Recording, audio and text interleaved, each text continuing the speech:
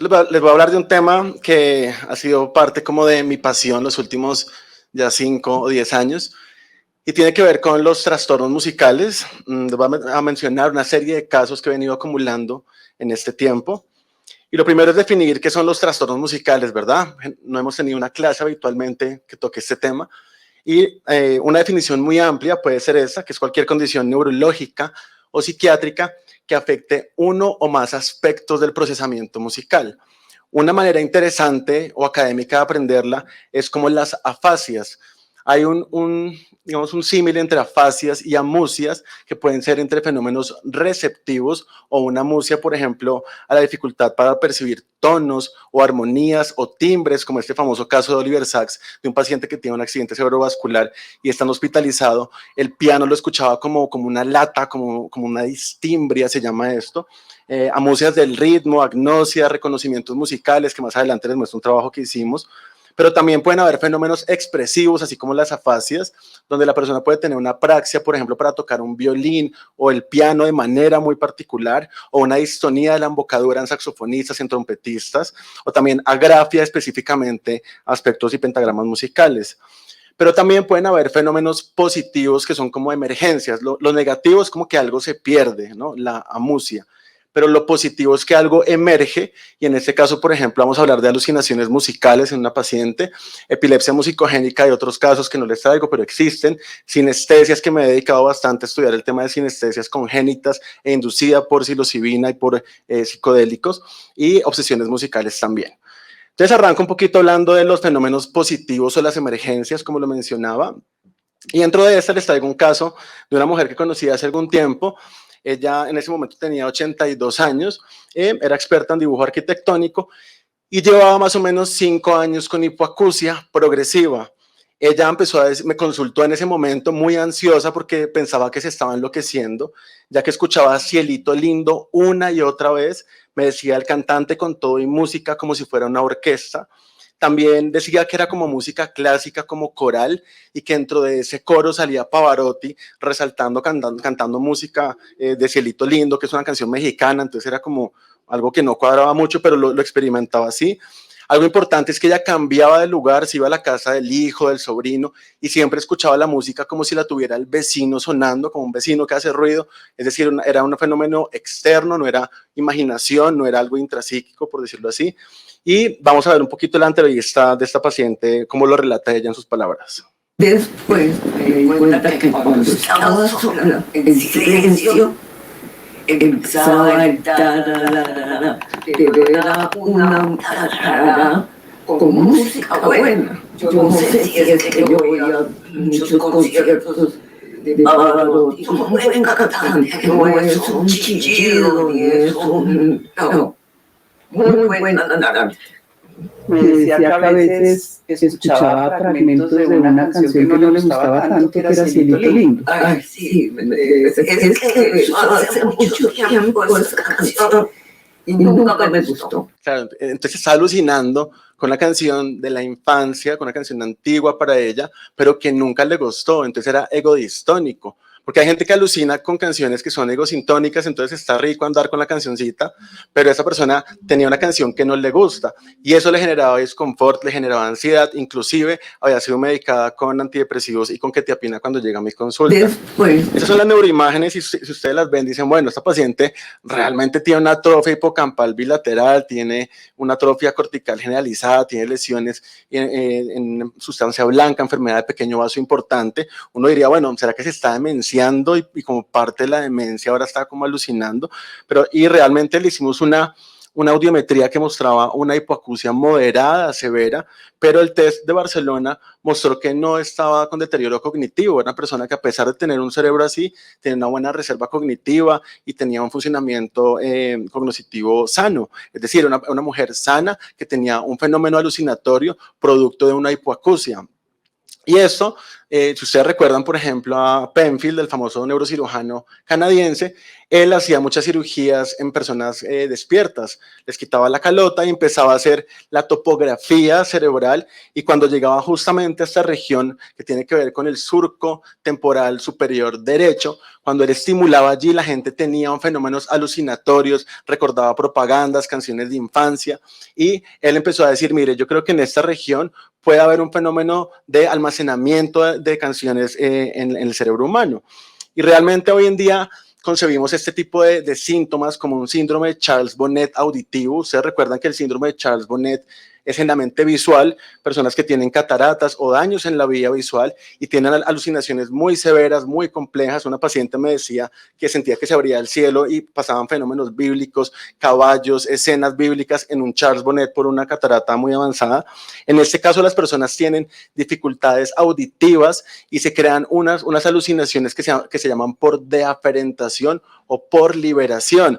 En este estudio de imágenes funcionales meten a las personas a los resonadores y cuando tienen alucinaciones musicales justamente se prenden las áreas que Penfield estimulaba cuando estaba haciendo la investigación en Canadá en ese momento. Vemos aquí también otra imagen que nos muestra cómo estas regiones temporales derechas están muy involucradas en el procesamiento y almacenamiento de las canciones. Con esta paciente pues no tocaba el antipsicóticos, ¿no? Llegó con quetiapina, llegó con medicamentos, ansiolíticos. Realmente era darle una educación y decirle, te estás quedando sorda, estás con hipoacusia.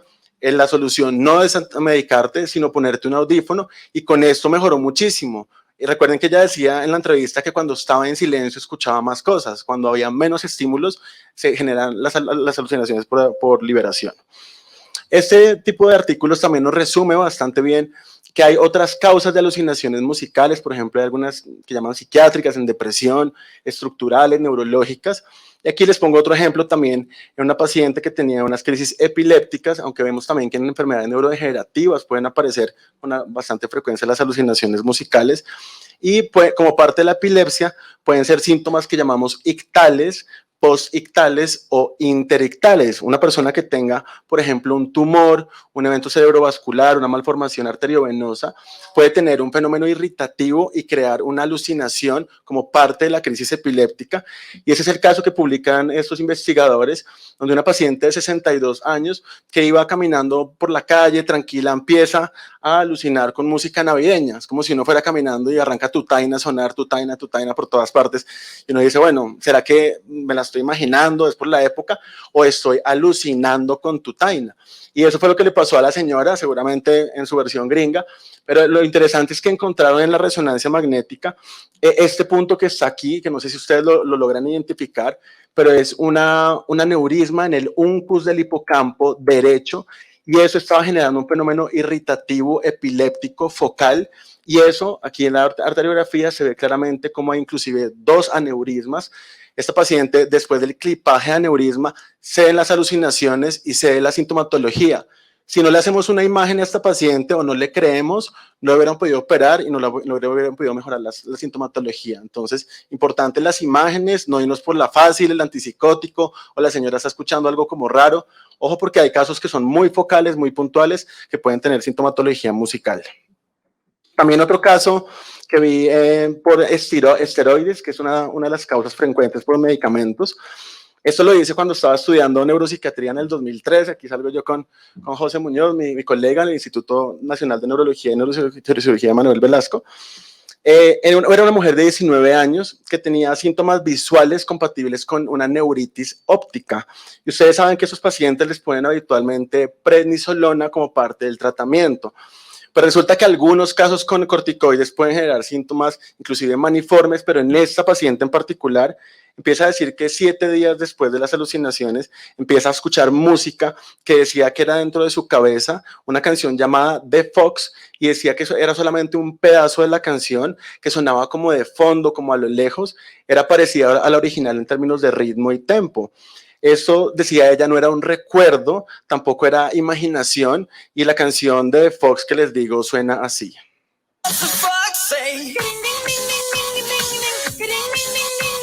Estuvo varios días alucinando con... Es el video de la canción. Menos mal, a ella le gustaba la canción, pero imagínense ustedes empezar a alucinar por un corticoide, por una neuritis óptica con este tipo de cosas.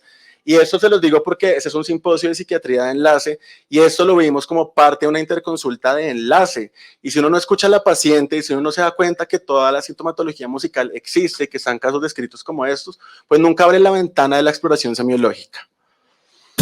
Un diagnóstico diferencial también es la palinacusia, que también es importante porque la palinacusia, a diferencia de las alucinaciones musicales, son perseveraciones auditivas. En este caso, los pacientes reciben un estímulo externo y queda resonando como si fuera un eco, como si yo les digo a ustedes, buenas tardes, ¿cómo están? Buenas tardes, ¿cómo están? Buenas tardes, ¿cómo están? Queda un eco dentro de la cabeza y cuando es con música queda resonando una y otra vez. En este caso que publican, la persona tenía, por ejemplo, un angioma cavernoso. Es importante las imágenes en estos pacientes, en cualquier paciente que tenga sintomatología de salud mental, pero también en esta mujer de 72 años, claramente con una lesión de un meningioma que está generando unas zonas irritativas de encefalomalasias, que inclusive compromete el hemisferio cerebeloso izquierdo. También tenía un fenómeno de palinacusia y cuando escuchaba música se quedaba sonando dentro de ella. Entonces, ojo, porque eso parece ser algo muy sutil, pero puede tener un trasfondo interesante como este.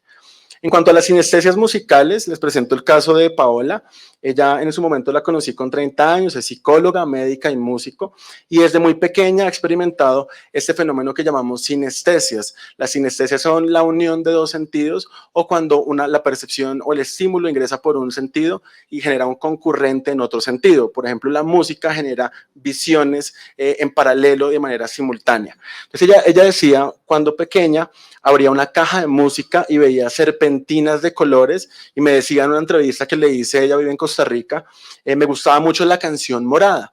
Y de hecho muchos sinestésicos descubren que son sinestésicos con el tiempo, llegan a la adolescencia y se dan cuenta que las demás personas no son sinestésicas y que ellos sí tienen este fenómeno de la música y los colores. Ella me decía, cuando escucho música, los colores se reproducen inmediatamente en mi mente y es un proceso natural. Aquí sale ella en uno de sus conciertos, porque como les digo, es músico, es médica y es psicóloga, tiene esas profesiones. Y aquí hay un fragmento muy breve de la entrevista. Cuando estoy componiendo, cuando estoy con mi banda, yo tengo una banda, entonces hay un espacio en la guitarra en la que yo sé que ya son las letras que son como las letras que son como más morado, rosado, y hay una parte donde están todos los azules, como mi guitarra, los trastes son como para mí una paleta de colores. Entonces, la guitarra es una paleta de colores, así piensa un sinestésico. Todo el tiempo componen en los rosados, en los verdes, incluso la creatividad en los sinestésicos se ha medido y parece ser mayor que en la población general.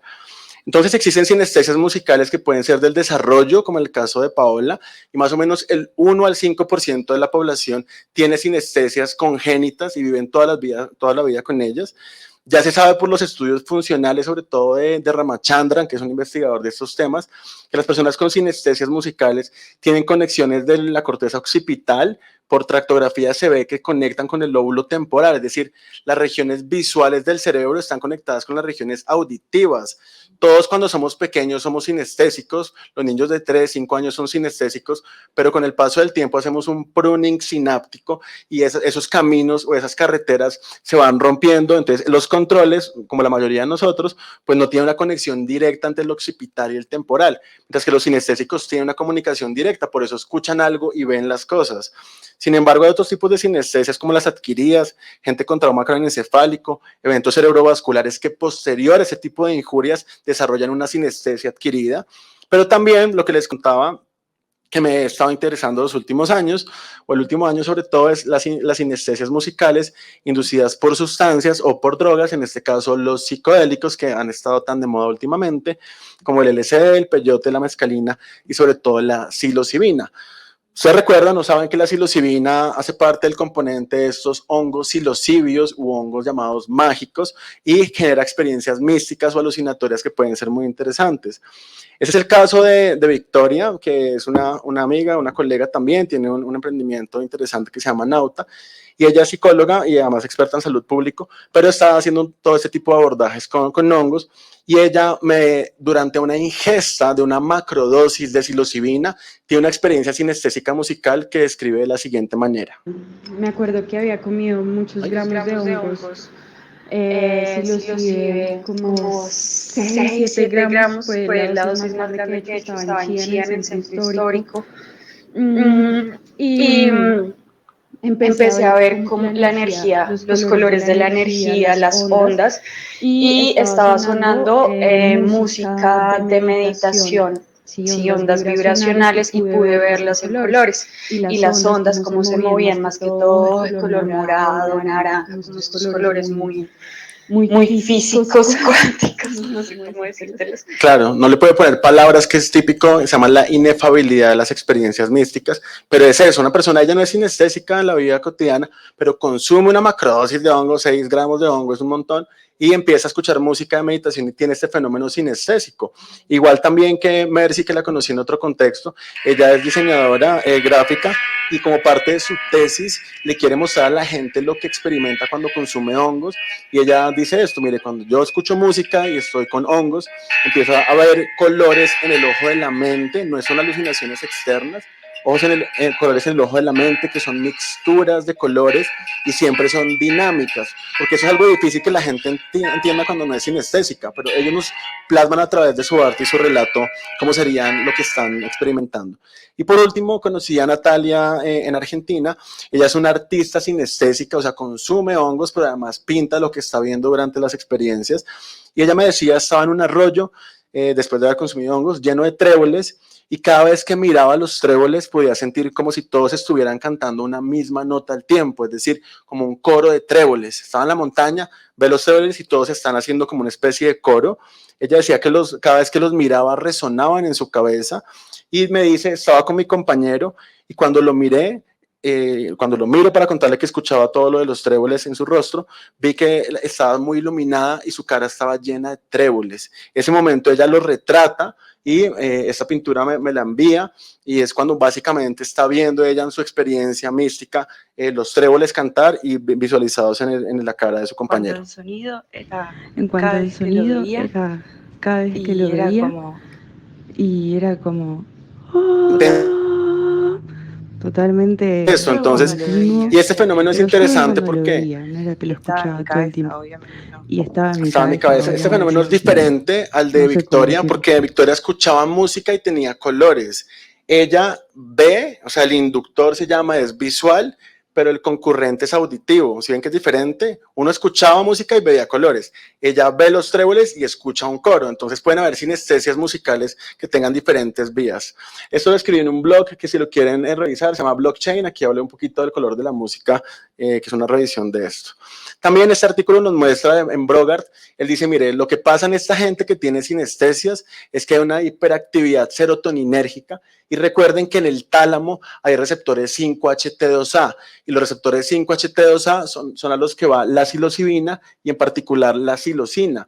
Entonces, él lo que dice es que en ese momento de consumo de psicodélicos hay una desestabilización talámica, una actividad aleatoria y una comunicación que se llaman de bucles de retroalimentación desinhibida entre la corteza temporal y la occipital. O sea, hay una comunicación inusual producto de una ingesta de un psicodélico. Aunque la verdad es que es difícil investigar esto, no hay tantos estudios, pero este creo que es una buena referencia.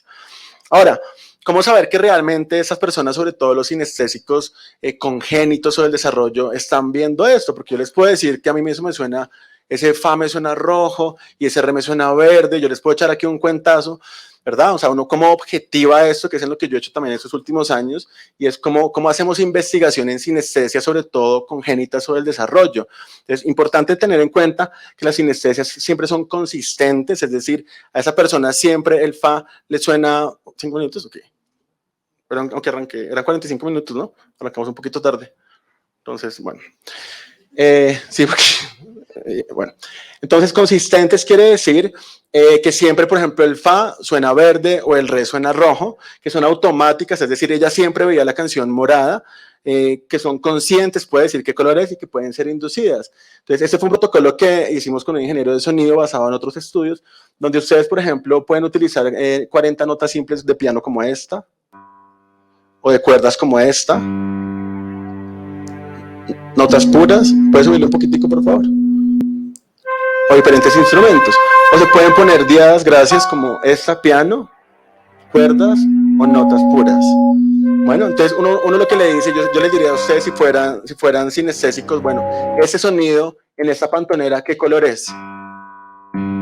Para alguien es clarísimo que es el 315.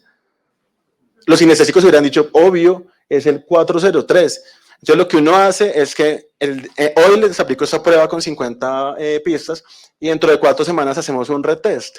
Los que son sinestésicos, la primera semana dicen que es ese color y a la cuarta semana vean que hay un nivel de coincidencia y concordancia importante.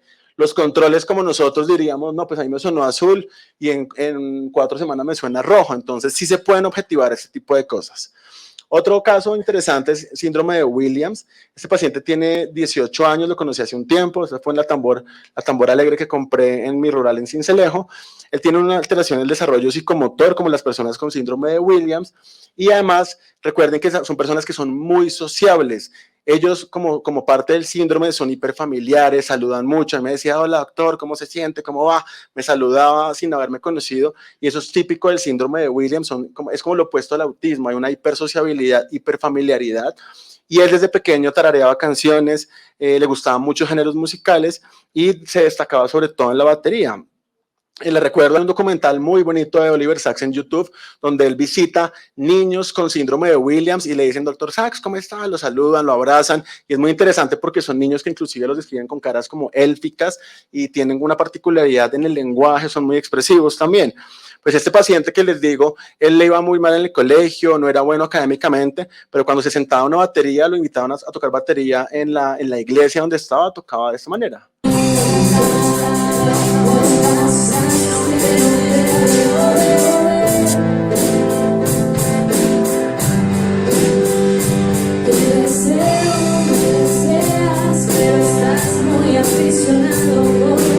Bien, yo que soy baterista, no es haciendo nada virtuoso, pero el tempo es muy bueno. Cuando le pega al platillo, le pega donde le tiene que pegar. Un buen baterista no es el que hace una cantidad de redobles, sino que va al tempo, acompaña la canción, y esa es su habilidad con un síndrome de Williams. En esta población se ha descrito que tienen una mayor habilidad o inteligencia musical comparada con las otras inteligencias, y cuando hacen estudios funcionales, el lóbulo temporal es más grande, por ejemplo, que las personas con discapacidad intelectual o con normalidad neurológica. Es decir, es como lo opuesto a una demencia frontotemporal, tienen un lóbulo temporal súper grande, y eso explicaría parte de la hiperfamiliaridad, la mayor cognición social y también la musicalidad. Otro caso de obsesiones musicales, les presento también una mujer de 32 años que conocí hace un tiempo. Ella decía que llevaba 6 años experimentando canciones que eran intrusivas, repetitivas, que no podía parar en su mente, duraban hasta una semana seguidas y le generaban mucho desconfort. Me decía, no siempre me gustan, y además ella decía que cuando la gente le hablaba no podía ponerle atención porque la música estaba amplificada en su mente, y la canción definitivamente era muy interferente al punto que ella intentaba ponerse audífonos para cambiar la canción, y esa ausencia de match de la canción interna con externa le generaba más disconfort. Este paciente pues presentaba esos síntomas casi todos los meses dentro de su cabeza, que es importante en la semiología. Las alucinaciones musicales son externas, esta es una situación que es más interna, como algo de más de imaginería musical, y siempre reproducía la canción. Le hicimos imágenes, le iniciamos tratamiento con fluoxetina, mejoró en un 60% en la white box, y terapia cognitivo-conductual. Es importante este caso, ¿por qué? Porque siempre nos enseñan en la academia el TOC de agresivo, contaminación sexual, pero cuando hablan de las obsesiones musicales, y es que existen, y hay que tener en cuenta que es diferente a una canción pegajosa, es diferente a una obsesión musical que una alucinación musical. Hay una semiología para diferenciar todo este tipo de fenómenos, y hay casos descritos en la literatura como también por autoesclerosis, un radio dentro de mi cabeza, y este caso lo publicamos en American Journal of Case Report hace unos años, en el 2019, 2018, lo pueden consultar, está gratuito, aquí mostramos toda la fenomenología del caso. Y también fue interesante para la revista Rolling Stone, me terminaron entrevistando ahí, le pusieron un título de esos así de revista de obstinato, la tortura del loop, pero ahí les gustó y pues salió interesante el documento en Rolling Stones. Ya para terminar, tengo 2 casos de fenómenos negativos. El primero es de anedonia musical. También es otro paciente que conocí en un contexto de enlace, ya les muestro por qué. Un hombre de 55 años, músico experto en música barroca, y tocaba clavicémbalo, que es una especie de pianito que se utilizaba en la música barroca, y él consultó por síntomas de hemiparesia izquierda. Cuando le hacen la resonancia, tiene un accidente cerebrovascular, o llamaremos una isquemia en la ACM derecha, arteria cerebral media derecha. Esa es la neuroimagen de él, donde vemos claramente que hay unas hiperintensidades en la ínsula derecha y en la corteza temporal derecha. Aquí también se ve muy bien, y esa era la lesión que él tuvo, que fue transitoria. Lo interesante del caso es que estando hospitalizado en la cama, él siendo músico, experto en música barroca, dice que empezó a escuchar sus canciones favoritas de Bach y de los Beatles y no sintió ninguna emoción, estaba como plano. Él decía que no sentía las canciones con la misma fuerza de siempre y antes las consideraba alegres, divertidas y ahora no. Le hicimos una prueba cognitiva y estaba bien. Le hicimos además unas escalas de depresión y no estaba deprimido, entonces no era una anedonia generalizada. Le hicimos unas pruebas de reconocimiento de emociones musicales y de amusias y salió que podía reconocer tonos y ritmo bien. Entonces, ¿qué le pasaba a este paciente que no sentía nada con la música que disfrutaba habitualmente? Entonces, el punto es cómo explorar el hedonismo musical en alguien, cómo hacemos investigación en el hedonismo musical de las personas. Aquí lo que hicimos fue parearlo con otra persona de edad y escolaridad y le pedimos a él que nos diera 10 canciones placenteras, que eran todas de música clásica, barroca. Los comparamos con 5 neutras y 5 que culturalmente en ese momento en la encuesta la gente pensaba que eran canciones felices, entonces la gente decía qué bonita es esta vida, el mapalé, gente que culturalmente siente que son canciones alegres, y le hicimos sobre todo, eso es muy importante, una galvanometría. Ustedes saben que la galvanometría nos ayuda a medir la conductancia en la piel, y la conductancia tiene que ver con la excitación del sistema nervioso autónomo.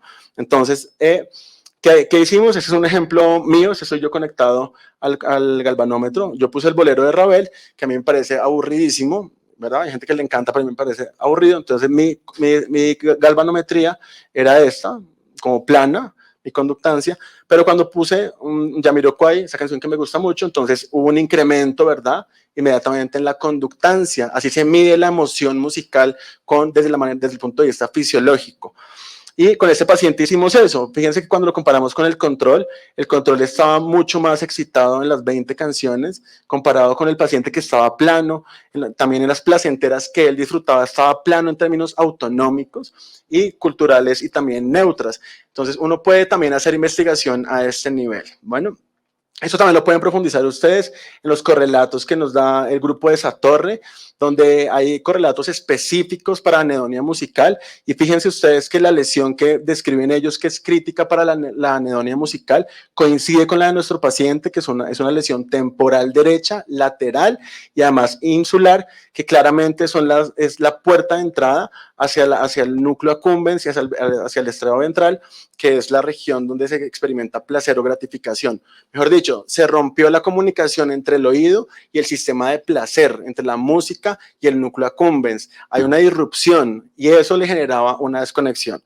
Y ya les presento este último caso y con eso termino mi exposición.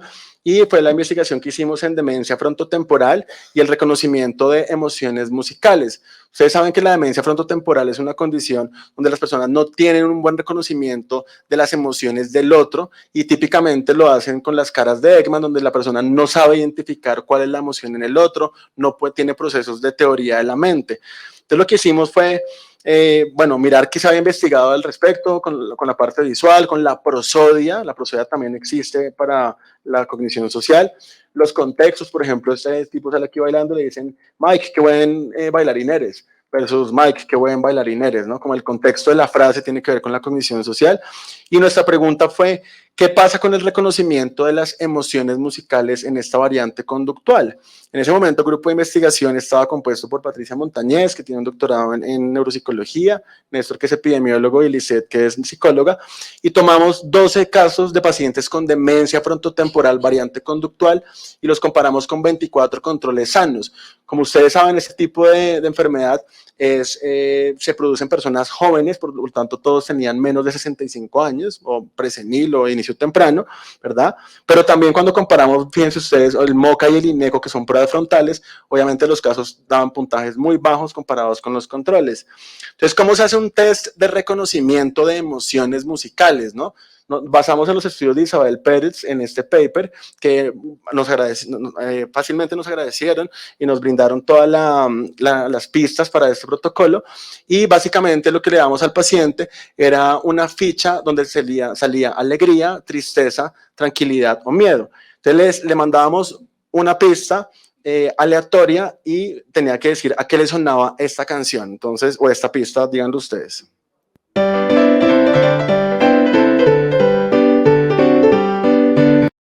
las pistas de alegría, y eso tiene todo un trasfondo musical de por qué suena alegre, los tempos, el volumen, las melodías para que suene como alegre. No es que se sentía alegre, es como me suena, o sea, atribuyo esa emoción como alegría. La de tristeza sonaba así.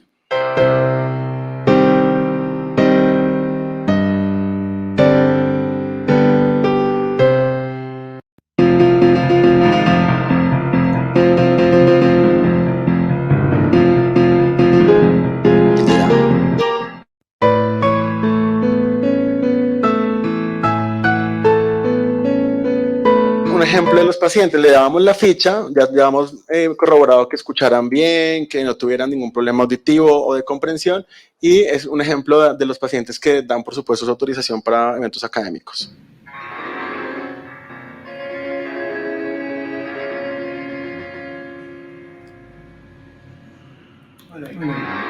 Dice alegría, ¿no? ¿Usted le sonó como alegre? A veces no es tan fácil. ¿A quién le sonó alegre?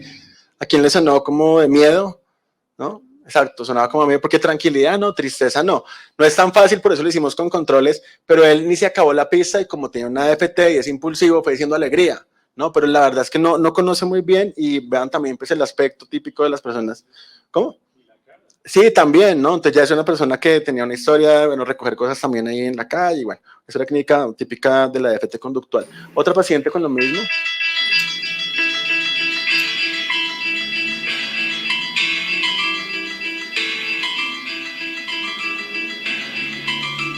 Le sonó tranquilo, ¿no? O sea, no es tan fácil, pero así como en las caras nos reconocen que está alegre, que está triste, en la música no lo estaban reconociendo, y de eso hay muy poco en el mundo, debo decirlo, porque son protocolos que la gente habitualmente no se mete, no explora. Entonces, lo que encontramos nosotros en la investigación fue que, comparado con 24 controles, las personas que están en azul son las de DFT, tuvieron menor reconocimiento en todas las emociones, en alegría, en ansiedad o amenaza, en tristeza y en tranquilidad, con unas P's que fueron estadísticamente significativas, pero lo interesante fue que en las emociones negativas, que son amenaza y tristeza, tuvieron un menor reconocimiento de emociones, es decir, no conocían tanto la amenaza y la tristeza que típicamente también pasa en los fenómenos visuales. También a mayor MoCA tenía mejor capacidad de reconocimiento, y a mayor INECO también reconocían más canciones. Recordemos entonces, ya para terminar, que pues todo este procesamiento emocional musical depende mucho de las estructuras frontales, sobre todo de estructuras paralímbicas como las regiones orbitofrontales del cíngulo anterior, donde pues la complejidad de la mixtura emocional musical aparentemente se da. Entonces esto nos pues llevó a un premio nacional en el 2018, que fue el que comentaban al comienzo. Ahí está Felizola pasándome la mano cual boxeador, y pueden encontrar este artículo ya publicado en la Revista Colombiana de Psiquiatría. Entonces termino recomendándoles, por supuesto, el libro que ustedes ya algunos venían ahí procesando, que es Musicofilia. Ahí encuentran todo ese tipo de casos, ha sido para mí también una inspiración. También este libro de Daniel Levitin, que se llama Tu cerebro y la música, a quien tuve la posibilidad de conocer hace unos años en un congreso en Nueva York. Y también el libro de Neurociencias Cognitivas de la Música de Isabel Pérez, que es todo el grupo de Montreal que trabaja muchísimo con Robert Satorre, a quien también tuve la oportunidad de conocer. Aquí estoy con Isabel Pérez. Muchas gracias por su atención.